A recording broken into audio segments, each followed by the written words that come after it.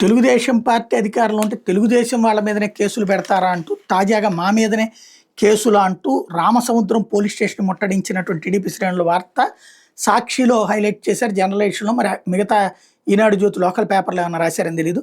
రాష్ట్ర అధికారంలో ఉంది మా పార్టీ ప్రభుత్వం, అట్లాంటిది మాపైనే కేసులు పెడతారు, మీకు ఎంత ధైర్యం, ఆ ఎస్ఐని మాకు అప్పచెప్పండి, ఆయన సంగతి తెలుస్తూ ఉంటే అన్నమయ్య జిల్లా ఎర్రబోయినపల్లి గ్రామానికి చెందిన టీడీపీ వర్గీయులు పోలీస్ స్టేషన్ మీద దండెత్తారు. ఎర్రబోయినపల్లి శ్రీరాములవారిపల్లి గ్రామాల మధ్య చెలరేగిన ఉద్రిక్తతల నేపథ్యంలో రెండు వర్గాలపై రామసముద్రం పోలీసులు కేసులు నమోదు చేశారు.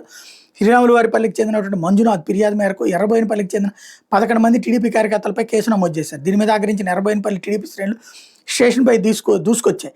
ఎస్ఐ రవికుమార్ కానిస్టేబుల్ ఈ విషయాన్ని గమనించి స్టేషన్ గేట్ను మూసేశారు. ఎవరిని లోపలికి రానివ్వకుండా అడ్డుకున్నారు. విషయం తెలిసి మదనపల్లి రూరల్ సీఐ సత్యనారాయణ అక్కడికి చేరుకోగా ఆయన సమక్షంలో టీడీపీ శ్రేణులు పోలీస్ స్టేషన్ గేటు నెట్టుకుంటూ లోపలికి వెళ్లేందుకు ప్రయత్నించారు. తర్వాత అక్కడే ఆందోళన నిర్వహించారు. టీడీపీకి చెందిన తమపైనే కేసులు నమోదు చేసేంత ధైర్యం మీకు ఎవరు ఇచ్చారంటూ పోలీసుల మీద విరుచుకుపడ్డారు. ఈ ఘటనతో రామసముద్రంలో ఉద్రిక్తత నెలకొంది. టీడీపీ శ్రేణులు దాడి యత్నంతో ఆందోళన గురైన పోలీసులు పరిస్థితిని చక్కదిద్దే ప్రయత్నాలు చేశారు. టీడీపీ నాయకుడు విశ్వనాథ్ ఫిర్యాదు మేరకు నమోదు చేసిన కేసులో మంజునాథ్ వర్గానికి చెందిన 6గురిని అరెస్ట్ చేసినట్టు ఎస్ఐ రవికుమార్ ప్రకటించారు. ఈ కేసులో ఇంకా చాలా మంది నిందితులు ఉన్నారు, వారిపైనే చర్యలు తీసుకుంటామని వెల్లడించారు.